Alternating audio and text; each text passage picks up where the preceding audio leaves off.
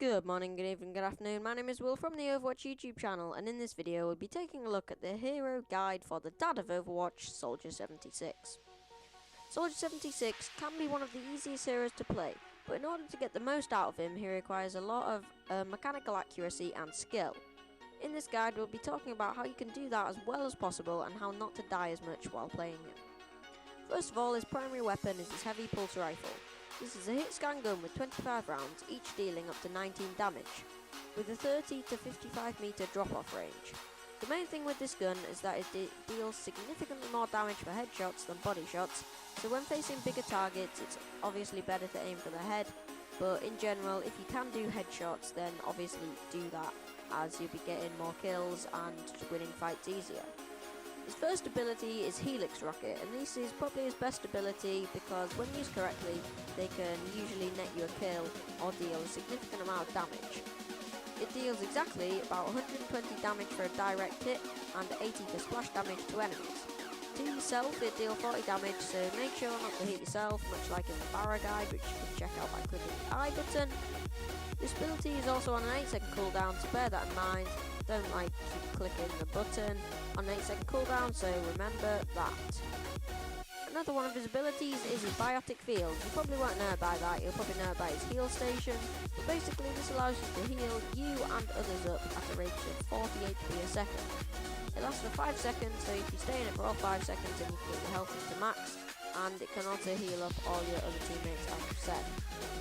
I don't know whether this class is an ability, but basically another item in his kit is the ability to sprint, and for some stupid reason no other heroes in the game can do this, but that is very helpful because it increases your movement up to 8.3 meters per second, and there's no cooldown on it, so you can use it for as long as you like.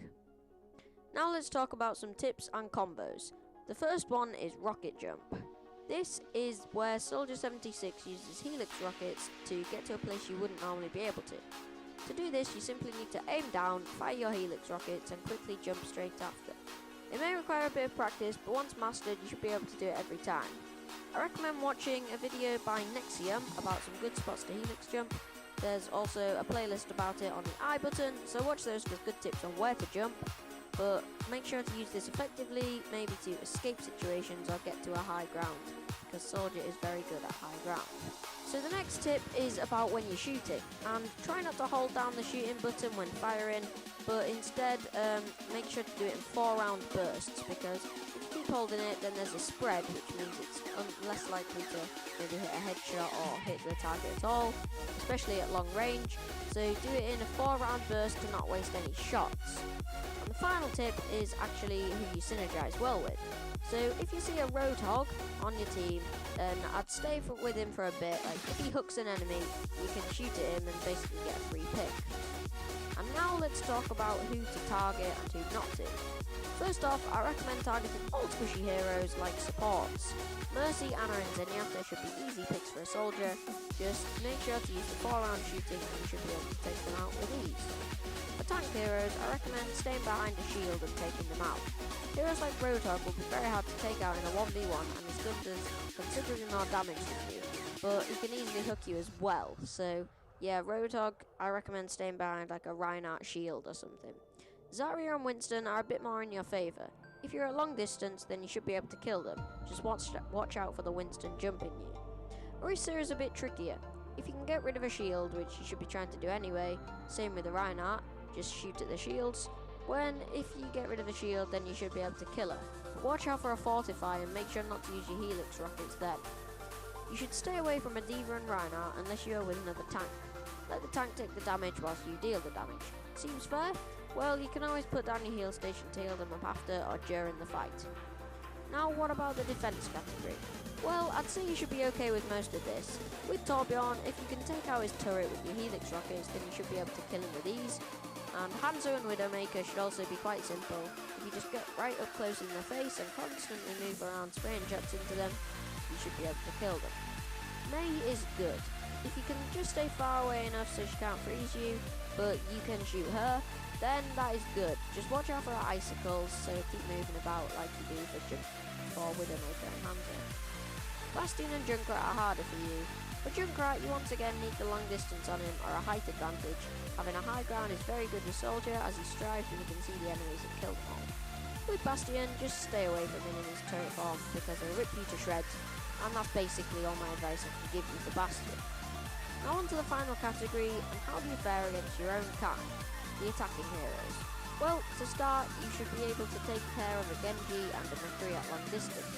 Try to bait out Genji's deflect, and once he's used it, use your Helix rockets on him. With a McCree, as long as he can't flashbang you and you keep moving, you should be fine and be able to kill him, simple and easy. Tracer and Sombra are once again good.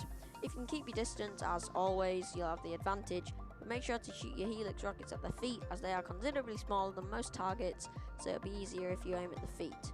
And it's more of a risk to go for a body shot and deal more damage than for a splash damage and still deal damage. Reaper is once again quite good at long range. Don't get too close to him as he does more damage.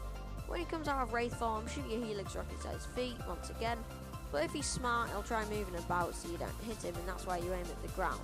So yeah, make sure to do that with Reaper. And I deliberately say Pharah until last, simply because people say Soldier counters him, but I'm not sure he does.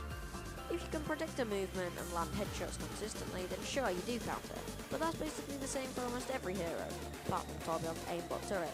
But anyway, if she notices you, then you'll have a hard time from dodging her rockets, and I recommend placing down a health station while aiming at her, and when she comes down, send your Helix rockets to where she's going to land, and you should be good. And that just about sums up this Soldier guide. If you did find this video helpful, make sure to like it and share it with your friends. It may be if they're a noob that needs help, but as always, I have been Will from the Overwatch YouTube channel, and I will see you in the next video.